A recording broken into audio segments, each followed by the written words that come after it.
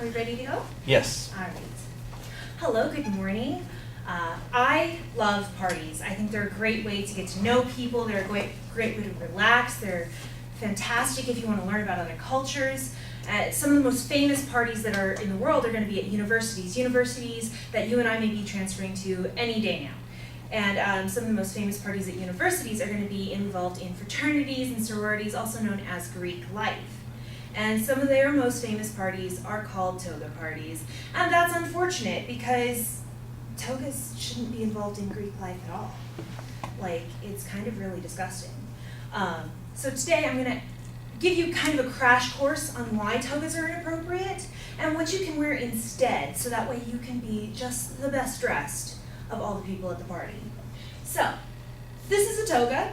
It was made of white wool, generally. If you were an emperor, like Emperor Titus here, your edges would probably be purple.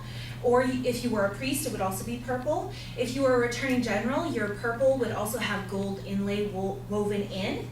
And if you were an augur, which was somebody who could see into the future, it would be plain, but it would have multicolored stripes all in it, which is really cool. I would want that job. It was worn by citizens starting around the 2nd century BCE, and that was men with land, with money, that whole sort of thing. And so you really couldn't wear it unless, like if you were a woman, unless you were a prostitute, and I don't think you would want to take that to a sorority or fraternity party. I just don't think it would go over well. So as you can see, the toga is really intricately folded and really drape heavy. Like, it was so intricate that parts of it got names. So there's the sinus, which is right here, and that was originally a pocket until they decided, hey, let's just pull all this fabric out so that way we can make it even more drapey and more heavy and more like cumbersome. So they're like, well, I can't hold my change here anymore, I need to make a new pocket. So that's gonna be your umbo there. And so it's very intricate and very, very drapey, and so there's nothing holding it up but you and its own weight, which is really hard to wear at a party, right? And why would you want to wear it anyway? It's cumbersome, and you can't really move. You just pose all day. Well, you pose all day. You can pose all day. You have enough money to do this. You are wealthy. You are a citizen of Rome. So you can wear these. You don't have to do any sort of that like work business. You also had to pay a lot of money to keep it clean. Remember, this is white wool, and there are dirt roads in Rome. And also another reason why it shows off your money and your wealth is that they cut into the fabric. And this had never been done before in the history of fashion in this way. They cut it into a semicircular shape and then draped it across the body. And we really don't want to cut into our bed sheets because that's probably what we're going to be using for togas. So what are we wearing instead? We're going to want to wear a chiton, C-H-I-T-O-N, and that is a rectangle, folded in half, pinned at the shoulders, and belted around the middle. Easy peasy lemon squeezy. So it provides you, because it's belted and pinned, it provides you greater freedom to party and dance. It's all great. It's also gender neutral, which I think is awesome. Men, women can wear it. Men's tended to be a little bit shorter, hitting about the knee where my skirt is hitting. And then there was the Hellenistic chiton, which was typically a women's only chiton. It hit right underneath the bust, so that way you could emulate the beautiful Helen of Troy. And these were worn approximately 300 BCE to approximately 100 BCE, according to the history of costume. And one of the gender-neutral chitons is going to be the Ionic chiton, and that one was worn about 550 BCE to 300 BCE, and that had nice, full, flowy, 3/4-ish length sleeves, and it was very, very flowy and draped well. And there were little pins all down the shoulders, so that way you could have your sleeves not fall off on you, which I think is great.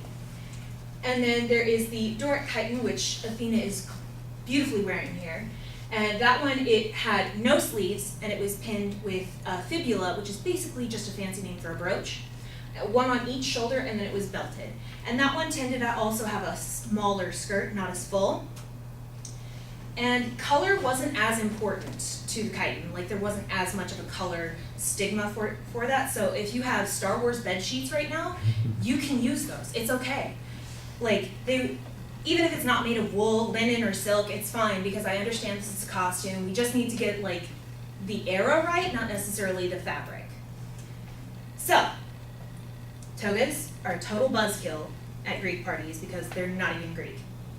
They're a Roman garment you cut up your bed sheets for, and it confines you to posing all night, so that's just not cute at all. So you're gonna wanna wear a chiton, which is actually Greek, and you're gonna wanna be able to dance in that because it provides you a greater freedom of movement and it gives you all these styles that you can wear. And really, you can dance all night, so what better reason is there to get dressed up in a bed sheet and get drunk? Thank you.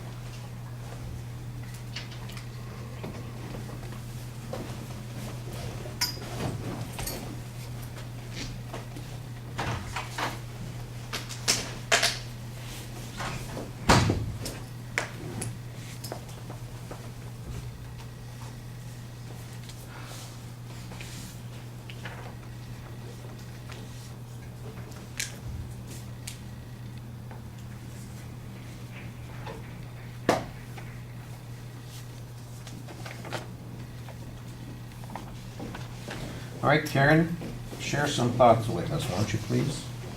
I thought your topic area was really, really interesting. I just think it lacked body, like you can only talk about so much about it. I really liked your opener. I liked your humor and your commentary when you're explaining things, and you connect with the audience really well, and it was like really relatable. You also need to improve your preview because it was kind of lacking in the beginning of your speech. But overall, I think you explained everything very well. And thank you for struggling through that. It sounds like your throat's a little sore today. You must have been shouting at that Michigan game on Saturday. You know, you're probably a Michigan fan there. Oh, screaming your head off. Can't believe that happened. All right. I'm going to agree with you on most of the things that you said. I like the opening. I think that you have a very solid style in the delivery that you're using. I think the preview is underdeveloped, and that's a little bit of a problem. I also thought that you needed to give us a little bit more citation of where your supporting material came from, but you did have at least one citation in the presentation to give us some detail. The visual images are pretty solid, although that first version of the chiton, it didn't look all that dramatically different to me than the toga did. The second version, what'd you say, Doric, is it? The Doric chiton. Was much more distinctive and understandable what you were talking about there. I thought it was a little odd that you didn't bother to include any contemporary versions of people doing that at parties, since that is the subject that you're using as your attention device and what you're talking about at the end. I didn't want to include too many pictures. Yeah. Sorry. So, it just seems like, you say, here's somebody who looks good at a party, and here's somebody who just looks drunk. And it would be better for you to look good and get drunk as opposed to just looking drunk.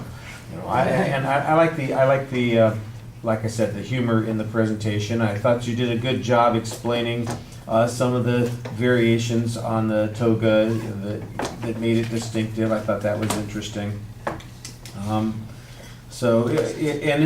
It's basically a two-part speech, so it's pretty easy to organize. I think it wasn't hard to follow either, so that part's good. And I thought that the conclusion was also pretty effective.